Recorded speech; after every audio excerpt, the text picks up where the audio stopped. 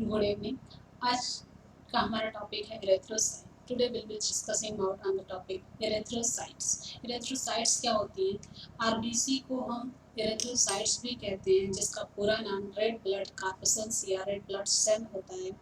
इरेथ्रो, इरेथ means होता है red और साइट मीन्स होता है cell. In normal blood RBC present in above 15 lakhs RBC per microlitre. एक माइक्रोलीटर में 50 लाख आरबीसी होती है। और इसका स्ट्रक्चर कैसा होता है? तो जो हमारी आरबीसी होती है उसका शेप जो होता है, जो नॉर्मल इरेथ्रोसाइट्स होता है वो बाइकॉन्केव शेप का होता है। और दूसरा जो है, it is thicker at the edge and thinner at the centre. ये किनारों पर जो होता है मोटा होता है, जबकि सेंटर में पतला होता है। आरबीसी जो होती है वो कई तरह की होती है।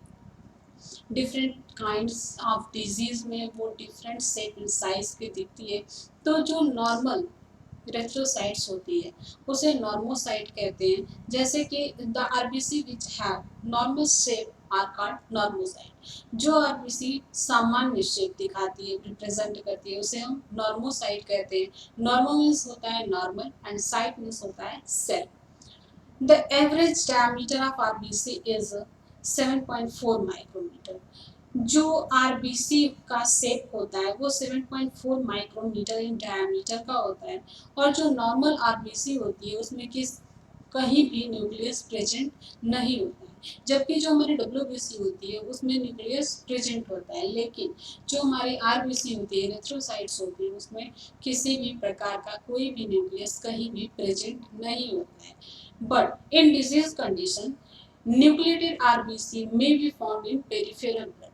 लेकिन हम डिजीज कंडीशन में देखते हैं कि जो आरबीसी होती है वो कभी कभी न्यूक्लिएटेड भी दिखाई देती है।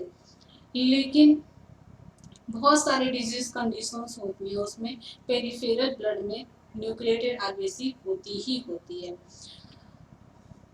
नेक्स्ट है रूलेक्स फॉर्मेशन।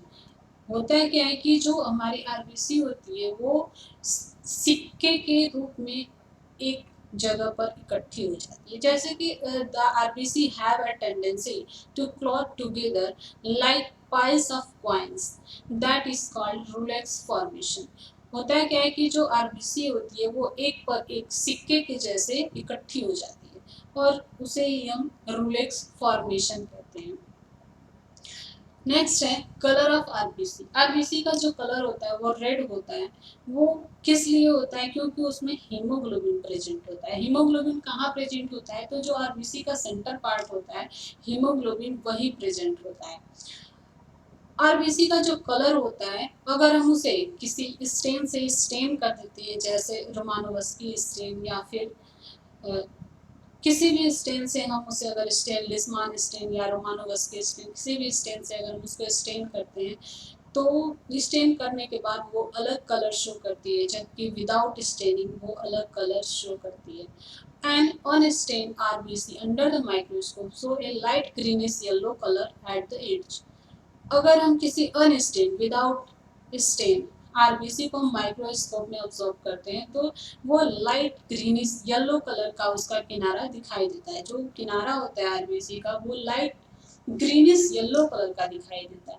जबकि जब हम आरबीसी को स्टेन कर देते हैं किसी स्टेन से, रोमानोवस्की स्टेन या फिर लेसमान स्टेन से, तो वो पिंक कलर दिखता है। क्योंकि ये बाइकॉन्केव शेप का होता है, तो बाइकॉन्केव शेप होने के कारण ये जो कलर होता है वो पिंक कलर दिखाई देने लगता है। आरबीसी का कार्य क्या होता है? Function of RBC. आरबीसी करती क्या है? तो it carries oxygen from the lungs to the tissue. ये क्या करती है कि ऑक्सीजन, जब हम रेस्पिरेशन करते हैं, जब हमारी ब्रीथिंग होती है, तो जो ऑक्सीजन हम लेते हैं नोस्ट्रिल के थ्रू वो हमारे लंग्स में जाती है और लंग्स से जो हमारा आरबीसी होती है वो उसे ले लेती है। आरबीसी में हीमोग्लोबिन प्रेजेंट होता है और यही ऑक्सीजन को कैरी करने का काम करता है। It carries oxygen from the lungs to the tissue. ये ऑक्सीजन को लंग्स से लेती है और पूरे ऑल ओवर द बॉडीज की जितने भी टिश्यूज और सेल्स होती हैं वहां तक पहुंचाने का कार्य करती है। दूसरा, it carries carbon dioxide from the tissue to the lungs. और दूसरा काम इसका क्या होता है कि ये पूरे बॉडी से, जितने भी बॉडी के सेल्स होते हैं, टिश्यूज होते हैं, रेस्पिरेशन के द्वारा जो उसमें अब कार्बन डाइऑक्साइड बनता है वो उसे वापस पूरे शरीर से लंग्स में लाने का भी काम करती है। तीसरा है, it helps to maintain acid base balance in the body. हमारे शरीर के अंदर जो एसिड बेस बैलेंस होता है उसे मेंटेन करने में भी हेल्प करती है। जो आरबीसी होती है, इसका लाइफ स्पॉन जो होता है पेरिफेरल ब्लड में, वो 120 दिन का होता है। हमारी आरबीसी की जो जीवन काल होती है वो 120 दिन की होती है। नेक्स्ट वीडियो में जानेंगे कि डब्ल्यूबीसी कितने प्रकार की होती है और कैसी होती है।